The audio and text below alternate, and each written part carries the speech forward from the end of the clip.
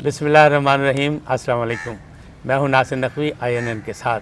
इब्तिदा रब्बुल इज़्ज़त के नाम से जिसने जान दी जहान दिया, और दरूद सलाम मोहम्मद वाले मोहम्मद पर जिन्होंने हमें सच्चाई के रास्ते दिखाए। नाज़रीन इकराम, अफ़गानिस्तान तब्दील हो गया।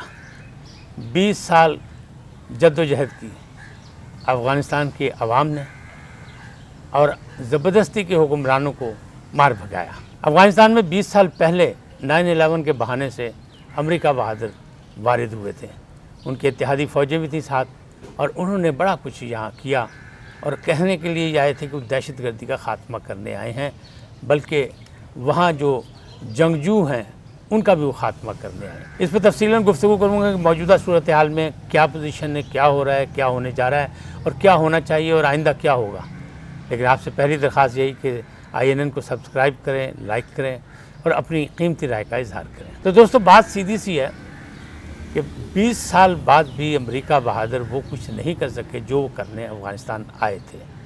जिनसे लड़ने आए थे उन्हीं के हवाले करके अफ़गानिस्तान चले गए। लेकिन अभी काबुल एयरपोर्ट पर उनका कब्ज़ा है, और उनका कहना ये है कि अगर मुस्तक़बिल में भी सफारती नुमाइंदों के, उनके एहलकारों के ख़िलाफ़ कोई कार्रवाई हुई या कुछ हुआ, तो हम अपना हक़, अपना इस्तेहक़ाक़ जो है वो रखते हैं कि हम भी कार्रवाई करेंगे, सख्त रद्द अमल का मुज़ाहरा करेंगे। लेकिन अल्हम्दुलिल्लाह क़त्ल व गारतगरी और खूनरेज़ी के बाद इस वक्त जो अफ़गानिस्तान में है, तमाम ताकतें, तमाम ग्रुप मिल के वहाँ पर अमन और सलामती की बात कर रहे हैं। बैनुल अक़वामी जो राय है वो भी यही है कि अफ़गानिस्तान में अमन की फ़िज़ा कायम होनी चाहिए, क्योंकि दुनिया के अमन के लिए ज़रूरी है कि किसी भी ख़ित्ते में दहशतगर्दी ना हो। नए हुक्मरान कौन होंगे, हुकूमत कैसे बनेगी, ये मशवरे जारी हैं, मुशावरत जारी है, वहाँ सब कुछ हो रहा है। लेकिन इसके बावजूद मामलात कैसे हद तक ख़राब हुए, क्या हुआ, वो आपके सामने भी है। और कुछ मैं बताना भी चाहूँगा कि अशरफ गनी जो सदर थे वो ऐसे नहीं भागे। वो वहाँ से भगौड़े सिर्फ इसलिए बने कि उनके जो अपने करीबी थे उन्हीं ने भी बेरुखी इख्तियार कर ली थी, यहाँ तक कि उन्होंने लोगों से मिलना जुलना छोड़ दिया था और सिर्फ अपने आप को महल तक महदूद कर लिया था। और महल में भी सिर्फ उनके कार्य ख़ास होते थे, उसके अलावा नहीं होते थे। लिहाजा अब उनका ये कह के यहाँ से भागना कि मैं खूनरेज़ी से किनारा कशी कर रहा हूँ कि अफ़गान लोगों का मज़ीद खून ना बहे, ये गलत है। ये सिर्फ एक ड्रामा है, एक बहाना है।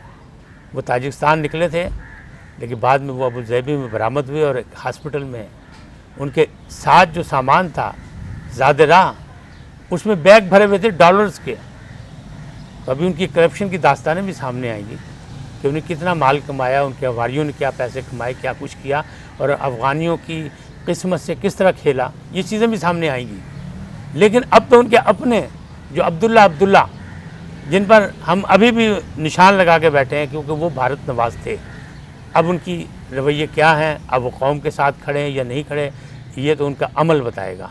इसी तरह हामिद करज़ई साहब भी अफ़गानिस्तान में मौजूद हैं, उन्होंने अफ़गानिस्तान नहीं छोड़ा, बल्कि वो भी कह रहे हैं कि वो अपनी कौम के साथ हैं। तो उनके रवैये भी माजी में वो काबिल बर्दाश्त नहीं थे आलम इस्लामी के लिए और ख़ास तौर पर पाकिस्तान के लिए।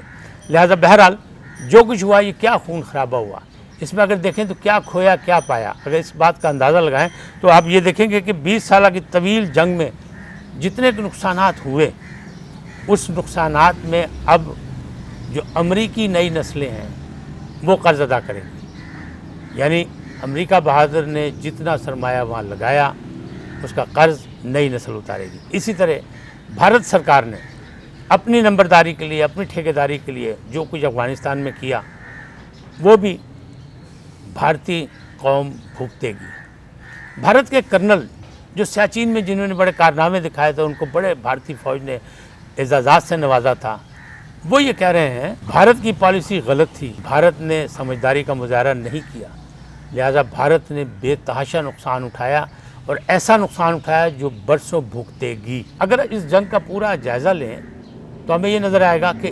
1,08,000 अफ़गानी शहरी मारे गए, 72 सहाफ़ियों को हलाक किया गया, 444 नेटो फोर्सेस के लोग मारे गए, 1044 से ज़ायद नेटो फ़ौजें यानी इत्तेहादी फ़ौजियों की हलाकतें हुई। अभी सब कुछ करने के बाद क्या मिला? पस पर्दा तो अमेरिका ने जो फ़ायदा उठाना था वो उठा लिया, لیکن بظاہر نہیں، نہ ان کی قوم ماننے کو تیار ہے، نہ ہم ماننے کو تیار ہیں کہ اس کا کوئی فائدہ ہوا۔ کسی کی سرزمین پہ جا کے قبضہ کر کے اپنی حکومت، اپنی حکمت عملی، اپنی سپر پاوری دکھانا، یہ ثابت ہو گیا کہ نہیں چل سکتا ایسا کام۔ اور خاص طور پہ افغانستان کی تو تاریخ ایسی ہے کہ یہاں کبھی کوئی کامیاب نہیں ہوا۔ تو پھر امریکہ بہادر کو بھی شکست ہوئی، بالکل اسی طرح جس طرح امریکہ بہادر نے حلہ شیری دے کے روس کو شکست دلوائی تھی اور روس کے ٹکڑے کرائے تھے۔ اب معاملات وہیں تک پہنچ گئے تھے، لہٰذا امریکہ بہادر واپس چلے گئے۔ جو بائیڈن چھوٹی موٹی دھمکیاں لگا رہے ہیں، لیکن جنگ کے معاملے میں وہ اتنے سنجیدہ نہیں جتنے ٹرمپ تھا یا اس سے پہلے ان کے پیش رو تھے۔ اب جو بائیڈن جو ہے وہ عقل کے ناخن لیں گے، کیونکہ پینٹاگون کی بھی کوئی پالیسی تبدیل ہو رہی ہے۔ اب وہ کہتے ہیں جنگ نہیں چاہتے، ہم کسی خطے میں کہیں بھی جنگ کی حمایت نہیں کریں گے، بلکہ ہم امریکہ کی ترقی کی بات کریں گے، امریکیوں کی ترقی کی بات کریں گے، تو شاید پالیسی بدل جائے۔ لیکن میں یہ بات ماننے کو تیار نہیں، اس لیے کہ جب تک یہ غرور خاک میں نہیں ملے گا، یعنی روس اور چین سامنے نہیں آئیں گے، اس وقت تک امریکہ بہادر چین سے نہیں بیٹھیں گے، نہ پینٹاگون بیٹھے گا، نہ CIA بیٹھے گا، اور یہ سارے لوگ جو ہیں اس خطے میں اپنی اپنی مشق جو ہے، یعنی تخت مشق اس خطے کو بنائے رکھیں گے۔ اب اس وقت صورتحال دیکھیں کہ بھارتی اہلکار، سفارتکار سب نکل گئے، بھاگ گئے وہاں سے، سرزمین چھوڑ گئے، اور وہ جو وہاں کے 20 سال سے حکمران بنے ہوئے تھے، اقتدار پر قبضہ کیے ہوئے تھے، امریکہ بہادر، وہ بھی نکل گئے۔ اب تھوڑی سی فوجیں رہ گئیں، ابھی وہ نگرانی کر رہے ہیں اپنے مفادات کی، اپنے لوگوں کی، اپنے سفارتکاروں کی، اور دھمکی دے رہے ہیں کہ اگر ان کے سفارتکاروں کو کچھ ہوا۔ لیکن غور طلب ایک بات ہے کہ پاکستان نے انتہائی مثبت کردار ادا کیا اس میں، اور وہ قابل فخر ہے کہ پاکستان غیر جانبدار رہا۔ پاکستان نے کہا امن اور سلامتی کے لیے ہر مدد کریں گے۔ پاکستان نے ان لوگوں کی بھی مدد کی جن ممالک میں پاکستان کی ایئر لائن PIO کو گھسنے کی اجازت نہیں، یا جن پہ پابندی لگا دی گئی تھی، ان کے بھی جو اہلکار تھے، سفارتکار تھے، جو لوگ تھے، ان کی جان بچانے کے لیے ان کو کابل سے لے کے پاکستان تک پہنچایا۔ یہ پاکستان نے یہ خدمت بھی کی۔ پاکستان کا کردار ہمیشہ مثبت رہا۔ بھارتی کردار ہمیشہ تنقید کا باعث اس لیے بنا کہ ایک تو بھارت کا اس سے نہ نسلی کوئی تعلق ہے افغانستان سے، نہ مذہبی کوئی تعلق ہے، نہ اس کی کوئی سرحد لگتی ہے، تو وہ تو کہتے ہیں نا کرائے کا مہمان تھا یا کرائے کا غنڈہ تھا۔ اس غنڈہ گردی کا اب خاتمہ ہو گیا، لہٰذا وہ بہت پریشان ہے۔ ہم نہیں، بھارتی میڈیا خود تنقید کر رہا ہے مودی سرکار پہ، تو صحیح کر رہا ہے۔ ہماری دعا یہ ہے کہ یہ معاملات جو ہیں امن و سلامتی کے، یہ استوار ہوں، حالات بہتر ہوں، اور لوگ جو ہیں وہاں کے بھی ترقی اور خوشحالی کی راہ پر گامزن ہوں۔ اس لیے کہ بہت خون ریزی انہوں نے دیکھ لی، بہت نقصان ہو گیا، ان کی سرزمین کا بھی ہوا، مالی نقصان بھی ہوا، انسانی نقصان بھی ہوا، اور قتل و غارت گری سے کبھی بھی کوئی مسئلہ حل نہیں ہوتا۔ ہم بطور پاکستانی دنیا کے ہر کونے میں دہشت گردی کے خلاف ہیں، اور الحمدللہ ہم لوگوں نے پاکستانی کی حیثیت سے ہمیشہ دہشت گردی کی مذمت کی ہے، اور دہشت گردی کے خاتمے کے لیے ہم نے جانی و مالی نقصان اٹھایا ہے، ہم نے قربانیاں دی ہیں، ہم نے خطے میں امن قائم کیا ہے۔ لیکن اس کا مطلب یہ نہیں ہے کہ کہیں ہم مصلحت پسند ہو جائیں گے۔ ہمارے چاروں جانب جتنے بھی ہمسائے ہیں، پاکستان میں جمہوریت ہو، آمریت ہو، کوئی بھی حکومت ہو، تمام حکومتوں نے ہمیشہ ایسے رویے اختیار کیے کہ انہیں کہا ہمسایوں سے ہمیشہ دوستانہ تجارتی تعلقات قائم رکھیں گے، اور ہم یہ رکھنا بھی چاہتے ہیں۔ اب اس سے معاملے میں سب سے اہم جو کام ہے وہ وہی ہے کہ سی پیک پاکستان کی خوشحالی کا ایک منصوبہ تھا، اور منصوبہ ہے، بلکہ وہ کامیاب منصوبہ ہوگا، اس لیے کہ چین اپنے پاؤں پہ کھڑا ہے۔ رشیا، پاکستان، چین اور ایران ایک نیا اتحاد بننے جا رہا ہے۔ کیوں؟ کہ خطے کی ترقی چاہیے، خطے میں امن و سلامتی چاہیے، خطے کے لوگوں کی خوشحالی چاہیے، غربت کا خاتمہ کرنا ہے۔ تو چاہے وہ افغانستان ہو، چاہے وہ پاکستان ہو، چاہے وہ بھارت ہو، ہم عوام کے ساتھ ہیں، ہم عوام کی خوشحالی چاہتے ہیں، ہم عوام کی ترقی چاہتے ہیں۔ اور دنیا نے یہ دیکھ لیا کہ تنازعات سے کبھی بھی مسائل حل نہیں ہوتے۔ جہاں بھی جنگیں ہوئیں ہمیشہ نقصان ہوا انسانیت کا، اور انسانیت کا نقصان بھی ہمیں کبھی گوارا نہیں ہوا۔